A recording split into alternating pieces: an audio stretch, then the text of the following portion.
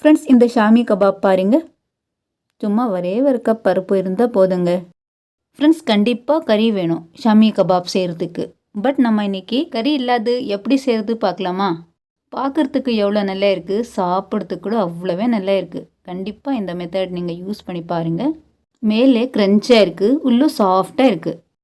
Friends, நீங்கள் ஒரு தடவை ட்ரை பண்ணால் அடிக்கடிக்கு இதே மாதிரி செய்வீங்க. பார்க்கலாமா ஈஸியான மெத்தடில்?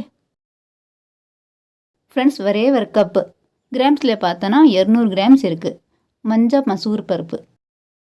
இதே பருப்பில் நீங்கள் கலர் இருந்தால் கூட யூஸ் பண்ணலாம். 2 ஹவருக்காக ஊற வைக்கலாம். தண்ணி போட்டு பிளேட் க்ளோஸ் பண்ணிடுங்க. ஆஃப்டர் 2 ஹவர் பாருங்கள், நல்லா ஊறிட்டு இருக்குது. 2-3 டைம்ஸ் நல்லா வாஷ் பண்ணிவிட்டு இப்போது ஷாமி கபாப்புக்கு ரெடி பண்ணிக்கலாம். முதல்ல ஜாரில் பருப்பு போடுங்க. கூடவே பூண்டு 5-6 பல் இந்த மாதிரி ஸ்லைஸ் பண்ணி போடுங்க. 2 இன்ச்சு இஞ்சி இந்த மாதிரி ஸ்லைஸ் பண்ணி போட்டால் கிரைண்ட் பண்ணுறதுக்கு ஈஸியாக இருக்கும். 3வது வெங்காயம் ரஃப்லி கட் பண்ணி சேர்த்துக்கலாம். அப்புறமா ஒரே ஒரு பச்சை மிளகா விதை எடுத்து பீசஸ் பண்ணி சேர்த்துக்கோங்க. இது ஃப்ரெஷ் கொரியாண்டர், ஃப்ரெஷ் மல்லி நல்லா வாஷ் பண்ணிவிட்டு கொஞ்சம் எக்ஸ்ட்ராவே போடுங்க.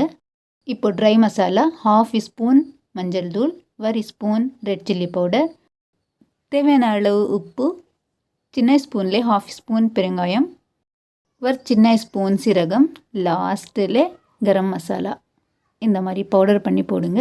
வாசனை சூப்பராக இருக்கும். அவ்வளோதான். இப்போது தண்ணி இல்லாது சீக்கிரமாக கிரைண்ட் பண்ணிட்டு வரேன். பாருங்கள், ஒரு பவுலில் மாற்றிக்கலாம். ஃபைன் பேஸ்ட்டு வானுங்க. இந்த மாதிரி கொஞ்சம் ரஃப்பாக இருக்கட்டும். ஒரு பவுலில் மாற்றிட்டு கையில் எடுத்து பாருங்கள். ஷாமி செய்கிறதுக்கு ஈஸியாக இருந்தால் மாவு எதுவுமே சேர்க்காதீங்க.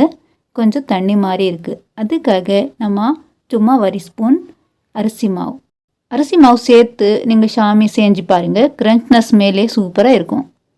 சும்மா 1 ஸ்பூன் போதுங்க. ஃப்ரெண்ட்ஸ், இந்த டைமில் நீங்கள் அரிசி மாவு இல்லைன்னா கடலை மாவு கூட யூஸ் பண்ணலாம். ஆனால் அரிசி மாவு சேர்த்து நீங்கள் ஷாமி கபாப் செஞ்சு பாருங்கள். மேலே க்ரன்ச்சாக இருக்கும், உள்ளும் சாஃப்டாக இருக்கும். அதுக்காக நான் அரிசி மாவு சேர்த்துட்டேன். பிடிச்ச சைஸ் நீங்கள் மாவு எடுத்து வேறு கையில் வச்சு இந்த மாதிரி ப்ரெஸ் பண்ணி விடுங்க. கரெக்டாக இருக்குது. எல்லாமே இதே மாதிரி ரெடி பண்ணி வச்சுட்டு ஷெல்லோ ஃப்ரை பண்ணலாம். பாருங்கள், அடுப்பில் தவா வச்சுட்டு எண்ணெய் இல்லைன்னா நெய் கூட நீங்கள் யூஸ் பண்ணலாம். அடுப்பு மீடியம் வச்சு ஃப்ரை பண்ணால் உள்ளே நல்லா ஃப்ரை ஆகும், மேலே க்ரன்ச்சாக இருக்கும்.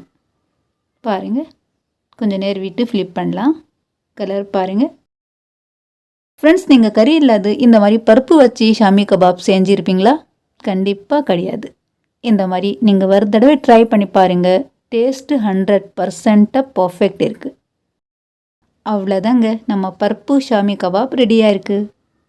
சூப்பரான கலர்லேயே டேஸ்டியாக ஷாமி கபாப் இந்த மாதிரி செஞ்சு சர்வ் பண்ணலாம். அவ்வளோதான்.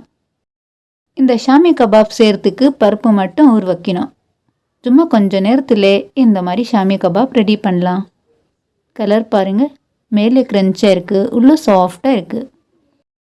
கண்டிப்பாக உங்கள் வீட்டில் ட்ரை பண்ணி பாருங்கள். நம்ம வீடியோ பிடிச்சோன்னா ப்ளீஸ் லைக் பண்ணுங்கள், ஷேர் பண்ணுங்கள். உங்கள் தமிழ் சமையலை மறக்காமல் சப்ஸ்கிரைப் பண்ணிவிட்டு கூடவே பெல் கிளிக் பண்ணிக்கோங்க. தேங்க்ஸ் ஃபார் வாட்சிங்.